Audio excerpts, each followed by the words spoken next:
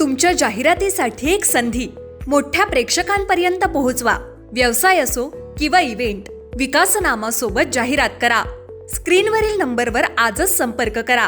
विकासनामा, तुमचा आवाज, तुमची जाहिरात. तसंच विकासनामाला सबस्क्राईब करा आणि अपडेटेड रहा. नमस्कार, मी विकास मिरगणे. विकासनामा डिजिटल प्लॅटफॉर्म मध्ये आपलं सर्वांचं स्वागत. चर्चा विधान परिषदेच्या रायगड रत्नागिरी स्थानिक स्वराज्य संस्थेच्या निवडणुका लागल्या. शेतकरी कामगार पक्षाने आता उडी घेतलेले. अरविंद म्हात्रे शेतकरी कामगार पक्षाचे नेते, पनवेल महानगरपालिकेचे विरोधी पक्षनेते हे आता सोमवारी उमेदवारी अर्ज दाखल करणार आहे. त्यामुळे शेतकरी कामगार पक्ष हा एकेकाळी राष्ट्रवादी काँग्रेस सोबत असायचा. आता मात्र स्वतंत्र उमेदवार देण्याची रणनीती जी आहे ती आखलेली. त्यामुळे अरविंद म्हात्रे जे आहेत शेतकरी कामगार पक्षाचे विरोधी पक्षनेते आहेत पनवेल महानगरपालिकेचे.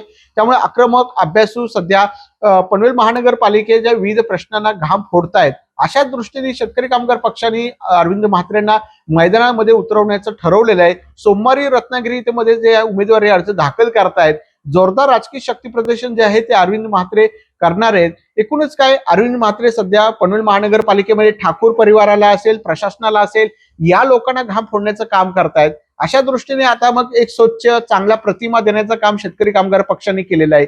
त्यामुळे स्थानिक स्वराज्य संस्थेच्या निवडणुकीमध्ये अरविंद म्हात्रेंनी आता कंबर कसलेले. ते बैठका ज्या आहेत रायगड, रत्नागिरी, पनवेलला घेताना दिसून येत. त्यामुळे अरविंद म्हात्रे शेतकरी कामगार पक्षाचे जोरदार मोर्चेबांधणी करताना आपल्याला दिसून येत आहेत.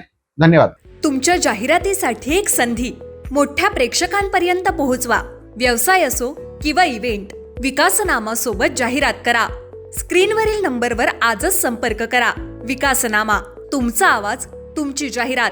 तसंच विकासनामाला सबस्क्राईब करा आणि अपडेटेड रहा.